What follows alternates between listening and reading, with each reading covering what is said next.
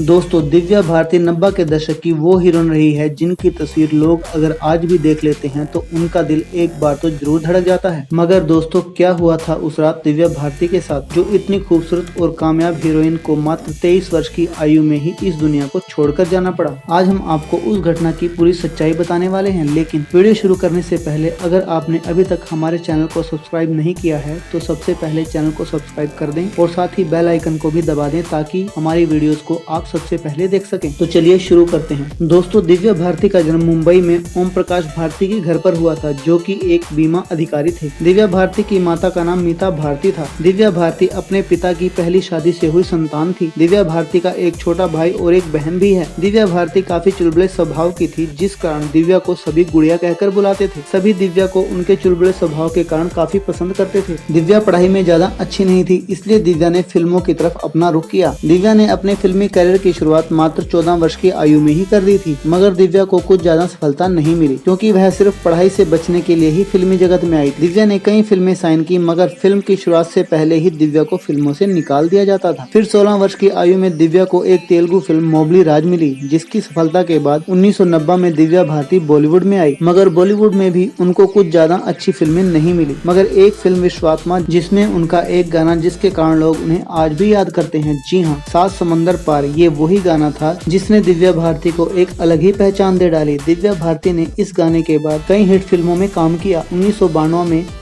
बनी फिल्म दीवाना के लिए दिव्या भारती को फिल्म फेयर अवार्ड भी दिया गया। मात्र 19 वर्ष की आयु में ही दिव्या भारती युवाओं के दिल की धड़कन बन चुकी थी। उनकी निगाहों और अदाओं पर सभी फिदा थे। इसी बीच दिव्या भारती की मुलाकात साजिद नाडियाडवाला से हुई और जल्द ही दोनों एक दूसरे के साथ प्रेम में बंध गए। 10 मई 1992 को दिव्या भारती ने नाडियाडवाला से शादी कर ली। हालांकि दिव्या भारती के पिता इस शादी के सख्त खिलाफ थे। शादी के बाद दिव्या को अपना धर्म भी बदलकर इस्लाम धर्म रखना पड़ा। दिव्या भारती के जीवन के कई ऐसे पहलू थे जो दिव्या भारती के जीवन के लिए संकट बन सकते थे, जैसे दिव्या भारती का थोड़े ही समय में शोहरत की बुलंदियों पर पहुंच जाना। दिव्या भारती उस समय 90 के दशक की बॉलीवुड की सबसे लोकप्रिय अभिनेत्रियों में से एक थी। दूसरा, उनकी शादी उनके परिवार के खिलाफ हुई थी। जब दिव्या भारती अपने करियर की चरम सीमा पर थी, तभी एक खबर आई जिसने सभी के दिलों को हिलाकर रख दिया। अपने ही घर के 5वें माले से गिरकर दिव्या भारती की मौत हो गई। पुलिस के मुताबिक ये एक एक्सीडेंट था, मगर 5 अप्रैल 1993 को दिव्या भारती के साथ जो हुआ उसके बारे में कई लोगों के अलग अलग मत रहे। किसी ने कहा कि दिव्या भारती के पति साजिद नाडियाडवाला ने ऐसा किया होगा, तो किसी ने इसका हवाला माफिया को दे डाला। दिव्या भारती बहुत ही रहस्यमय तरीके से अपने ही वर्सोवा अंधेरी वेस्ट में मुंबई के तुलसी अपार्टमेंट की 5वीं मंजिल से रात तकरीबन 11:30 पर ग्राउंड फ्लोर पर गिरी। उन्हें तुरंत नजदीकी हॉस्पिटल में ले जाया गया, मगर तब तक दिव्या भारती इस दुनिया से जा चुकी थी। मुस्लिम परिवार की बहू होने के बाद भी उनका अंतिम संस्कार हिंदू रीति रिवाजों के तहत 7 अप्रैल 1993